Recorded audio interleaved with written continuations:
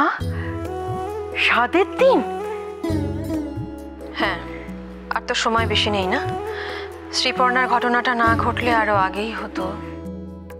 আরে এত বড় একটা খবর তুই আমাকে আগে বলবি তো।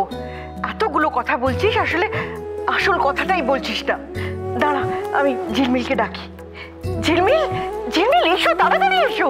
ওকে তাড়াহুড়ো করতে বলো না দিদি ভাই। ও হ্যাঁ, তাও তো বটে। আচ্ছা ঠিক আছে, আস্তে আস্তে এসো। এসো এসো। কি হয়েছে ও বড় বৌমা, কি হয়েছে? ও মা, ছোট গুরুমার সঙ্গে কথা বলে ঝিলমিলের 7-এর দিন ঠিক করেছে। ও মা, ইন্দু তুমি কথা বলেছো? হ্যাঁ মা, আসুন বসবেন, আসুন।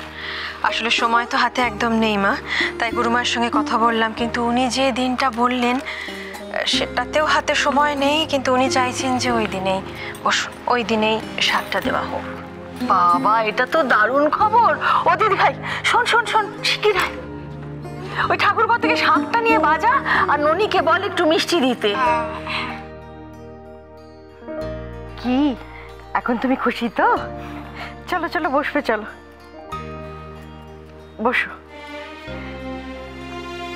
এই তো। হ্যাঁ রে ছোট, গুরুমা কি বললেন? মানে অনুষ্ঠানটা কবে হবে? কাল বাদে পরশু। সে কি রে, একদম তো সময় নেই মা, কত কাজ। ইন্দু থাকতে চিন্তা কিসের, শুধু শ্রীটা যদি থাকতো। মা, শ্রীকে আমি কাল নিজে নিয়ে আসবো বাড়িতে। অন্যভাবে নিস না ছোট, কিন্তু শ্রীর যা ঘটেছে, তারপর এরকম একটা অনুষ্ঠানে ওকে আনা। দিদি ভাই, ওর ওপর দিয়ে যা গেল, তারপরে এই বাড়ির এই অনুষ্ঠান ওর জন্য খুব প্রয়োজন। আর আমি চাই এ বাড়িতে যা কিছু অনুষ্ঠান হবে সব ওদেরকে নিয়েই হোক। কিন্তু মা, আমার একার পক্ষে কিন্তু সত্যিই সব ব্যবস্থা করা সম্ভব নয়। তোমাদের সবার হেল্পের প্রয়োজন দিদি ভাই। কাজে আমাকে বলো কে কোন দায়িত্বটা নেবে, আমি সেই অনুযায়ী ব্যবস্থা করব। কি হয়েছে বলে? ছোট মা, আমি এখন একটু বেরোবো। ও মা, বেরোবে মানে? বাড়িতে এত কাজ, তোদেরকেই তো সব করতে হবে। না না, এখন কোথাও যাওয়া যাবে না। বড় মা শোনো না প্লিজ, দেখো আমাকে এখন একটু বেরোতেই হবে। অলি, বড় মা বারণ করছে মানে বেরোবে না। ছোট মা, আমার খুব একটা জরুরি দরকার আছে। কি দরকার আমাকে বলো। কিছু প্রয়োজন হলে বলো, আনিয়ে দিচ্ছি, কিন্তু তুমি বাড়ির বাইরে যাবে না।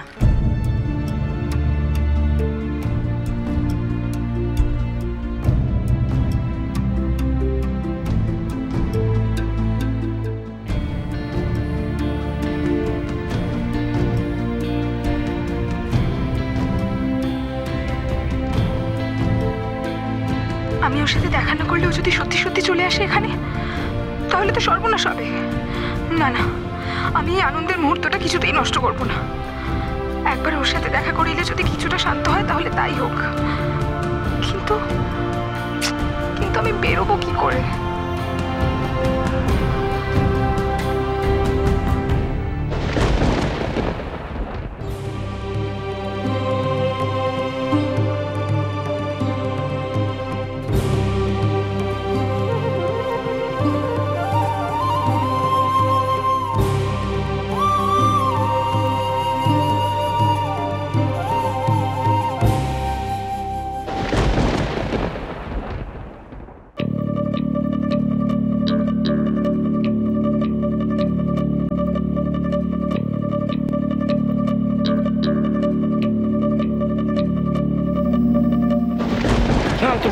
তুমি ওঠো না, শো, তুমি যেভাবে কমফোর্টেবল সেভাবে শো।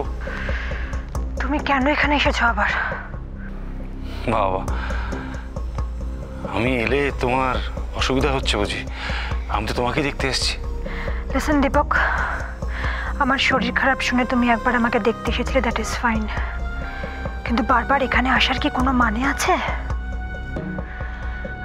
সেদিন তুমি বললে তোমার ছেলে হয়েছে, আমি তোমায় কংগ্রাচুলেট করলাম। তোমার ওয়াইফ এই হসপিটালে অ্যাডমিটেড রয়েছেন।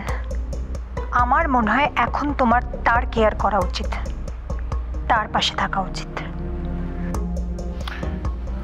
আমি তো তোমাকে কেয়ার করতে চাই। আমার কেয়ার করার জন্য আমার হাজব্যান্ড আছে, আমার বাড়ির লোকজন আছে। আমি চাই না তুমি তোমার ফ্যামিলিকে ছেড়ে প্রতিদিন আমার কাছে এসে আমাকে সিম্প্যাথি দেখাও। আমি জানি, আমি জানি তুমি তোমার লাইফ নিয়ে খুব ব্যস্ত, আমিও আমার লাইফ নিয়ে খুব বিজি। তো মাঝে মধ্যে তোমার কথা মনে পড়লে না খুব মনটা খারাপ লাগে, খুব উইক লাগে নিজেকে। তাই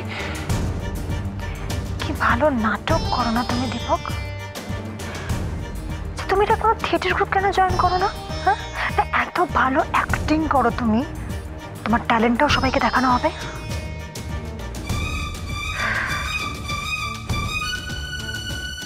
তুমি আমার সঙ্গে এরকম ব্যবহার করছো? আমি কি তোমার ফ্রেন্ড নই? না, আমার ফ্রেন্ড আমার মেয়ে, আর আমার লাভ আমার হাজব্যান্ড।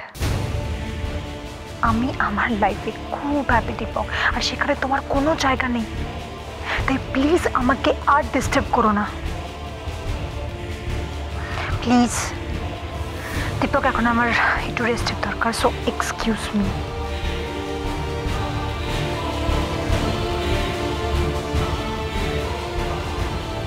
বেশ, আমি দূর থেকে তোমাকে ভালোবেসে যাবো শ্রী। একটা কথা মনে রাখবে সবসময়, দীপক তোমার ছিল, তোমারই থাকবে। You know what, Deepak? You are nothing but a liar. Now please leave me alone. Please.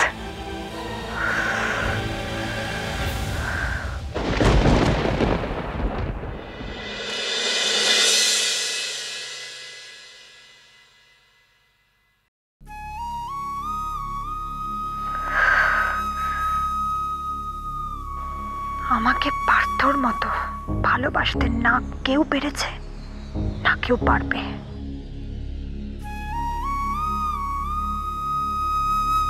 কিন্তু স্যার, হঠাৎ করে ট্রান্সফারের পিটিশন দিলেন কেন? আপনার কি কোনো অসুবিধা হচ্ছিল এখানে? না না, অসুবিধা কিছু হচ্ছিল না। আপনাদের মতন কলিগসরা আছেন। আসলে কি, অনেকদিন তো এক জায়গায় আছি, তাই ভাবলাম একটু অন্যান্য দিকগুলো ঘুরে দেখা যাক। আসলে আপনার এত সুনাম এখানে, আর আপনার এফিসিয়েন্সি নিয়ে তো কোনো কথাই হবে না। Thank you, thank you. তাই আপনি চলে গেলে আমরা খুব মিস করব আপনাকে। আর আপনার প্রমোশনেরও তো কথা হচ্ছিল শুনছিলাম। হ্যাঁ, আমিও শুনছিলাম। দেখুন, প্রমোশন পেলে তো এমনিতেই ট্রান্সফার হতো, তাই তার আগেই। Excuse me sir.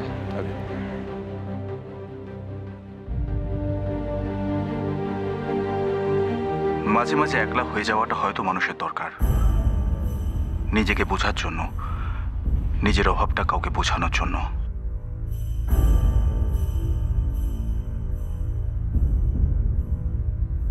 স্ত্রীকে আমি কতটা ভালোবাসি এটা আমার থেকে বেশি আর কেউ জানে না।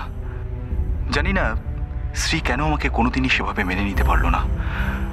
ও খুশি থাকলেই আমি থাকবো, আর কিচ্ছু চাই না আমার।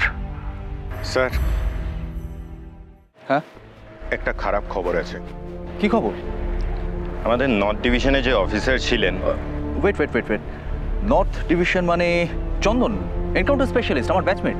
ইয়েস স্যার, উনি মারা গেছেন। হোয়াট? কি করে? একটা মিশনে গিয়েছিলেন, সেখানে গিয়েই হয়তো।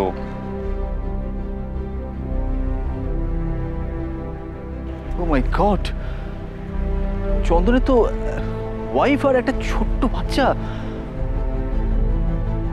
ওদের ওদের এখন কি হবে? আসবে আসবে না, ওলি আসবে, ওলি আসবে না, ওলি আসবে,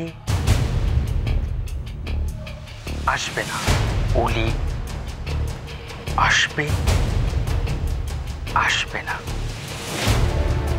আসবে, আসবে না, ওলি আসবে, আসবে না।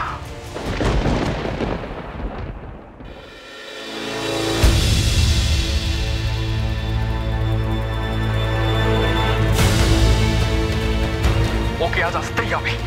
রাহুলকে ফাঁকি দেওয়ার শাস্তি কি হতে পারে সেটা হোলি ভালো করে জানে।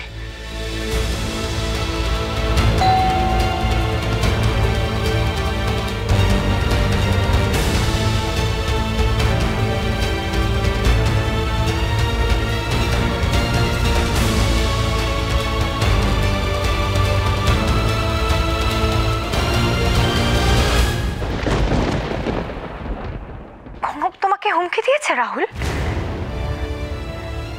হ্যালো রাহুল, শুনি কনক তোমাকে কি হুমকি দিল?